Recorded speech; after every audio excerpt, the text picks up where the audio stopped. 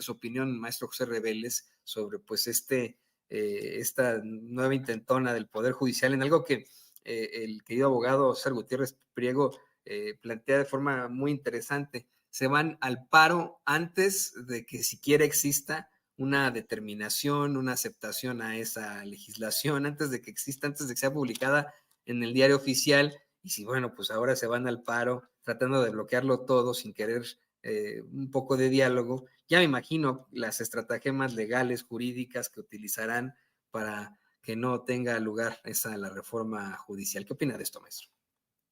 Con mucho gusto. Solamente quería hacer un par de observaciones del tema anterior para que no se nos escapen y al público tampoco. Que se habló mucho de que no había habido una respuesta violenta después de la detención del Mayo y su llevada a Estados Unidos, haya sido como haya sido, ¿no?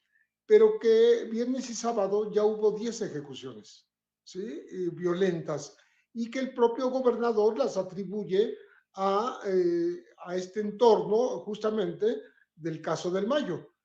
O sea, teme y dice, no puedo asegurar que no vaya a seguir ocurriendo, teme que haya más violencia, no obstante que ya ahora hay 1,000 militares, 1,000 soldados, tropas en Sinaloa, pues tratando de preservar la seguridad y que no ocurra un desbordamiento de esta violencia que algunos preveían o preveíamos, ¿no?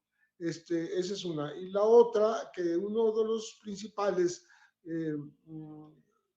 las principales víctimas, que fue Martín García Corrales, ¿no?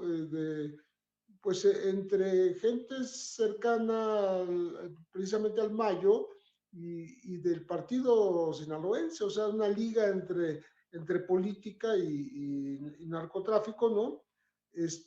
Con un hermano más cercano al Mayo, que es el Leo famoso, y una hermana que es Estela García Corral, presidenta del partido sinaloense. Entonces, esto implica una liga entre la violencia de la delincuencia y la violencia política que también está ahora presente en Sinaloa. Solamente quería hacer ese apunte muy rápidamente. Y volviendo al tema de la reforma judicial, me parece que, como dijo un comentarista en redes, dice, bueno, lo único bueno del paro judicial es que por lo menos en estos días no van a soltar a los narcotraficantes o a estos personajes que se hicieron famosos por cometer crímenes de odio, odiosos crímenes de odio, como el que quemó a su pareja saxofonista en Oaxaca con ácido, y que los jueces deciden mandarlo a seguir su proceso en su casa, porque son blanditos en estos casos, mientras son de consigna y son corruptos en casos en donde les conviene, porque son personajes que además de ser agresores y estar acusados de delitos muy graves y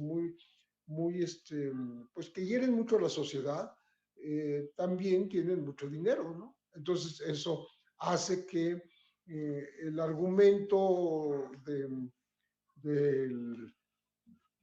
de que se van a afectar los derechos laborales de jueces, ministros, de empleados del Poder Judicial, se, se, es como un manejo de un argumento que no tiene nada que ver con la reforma judicial, ¿no?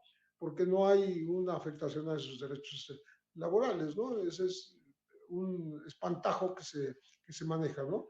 Y por otro lado, eh, estos jueces de consigna, estos jueces corruptos que normalmente sirven a aquellos que tienen el poder eh, para, para corromper, que tienen abogados muy costosos, y ese es uno de los argumentos que luego dan para decir, no, pues es que los abogados que tienen son muy eficaces, En realidad son abogados que han aprendido a servir mediante esta relación justamente corrupta de influencia extralegal con los propios magistrados y jueces para poder orientar sus decisiones, ¿no? Entonces, creo que el, se manejan en dos direcciones quienes están protestando por una reforma al Poder Judicial que ni siquiera ha quedado establecida del todo hasta dónde va a alcanzar y una negación total al diálogo, a cualquier negociación, a cualquier conversación, a acudir a cualquier foro de discusión, etcétera. Es simplemente, estamos diciendo ahora, a ojos cerrados, no a ninguna reforma judicial. Y eso parece que de momento está poniendo en situación conflictiva pues a toda la justicia, porque realmente si hay rezago en los expedientes y en los juicios que están a cargo de jueces, magistrados y tribunales, pues se va a acumular más ese rezago y quien va a pagar es la sociedad, no, no ellos, ¿no?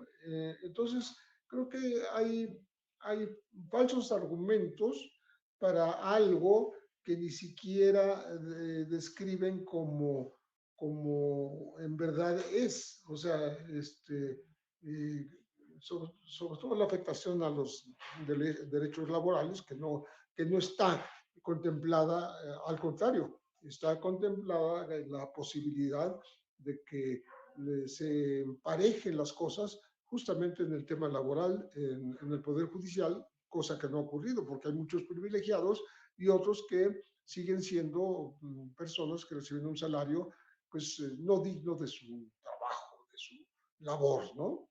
Pero bueno, vamos a tener que esperar un poco a que se allanen a conversar, a dialogar y no escojan el camino sin retorno o el camino de cerrazón absoluta a lo que equivale este paro que quiere ser nacional.